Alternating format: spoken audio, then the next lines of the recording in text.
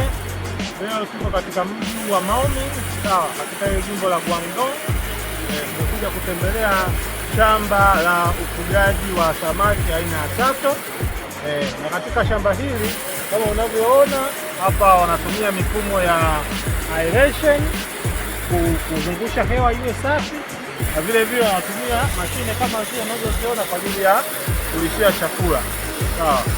Hapa kinachoendelea ni kwamba wana aina mbalimbali ya tilapia, lakini aina inayotumika hapa, sawa, ile tunasema gift tilapia, yani tilapia zawadi, ambao ni mchanganyiko kati ya tilapia wa Mto Nile na vile vile na tilapia wanaitwa aureus, Holochromis niloticus na Holochromis aureus.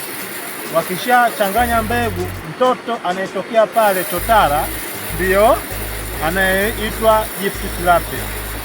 Performance yake upande wa ukuaji wanakuwa vizuri. Hawa kwa mujibu wa wenye shamba hili wanasema kwamba wana uwezo wa kuzalisha gramu 300 ndani ya miezi miwili. Yaani anaweka kifaranga chenye uzito wa nusu gramu, yani 0.5 gramu, na baada ya miezi miwili, yani siku 60, anaweza kuvuna kiasi cha 300 kwa kila kifaranga mmoja. Ukiangalia mashamba ndio kama hivyo, mashamba ni mazuri. Ukiangalia yanakaribia eka moja. Ukiangalia upande wa huku eka moja, ukiangalia upande wa huku eka moja.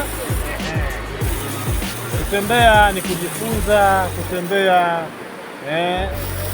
ni unajifunza mambo mengi, na vile vile unashiriki mambo mengi. Waswahili waliposema tembea uone, ni kweli tunakuja kujionea mambo mbalimbali.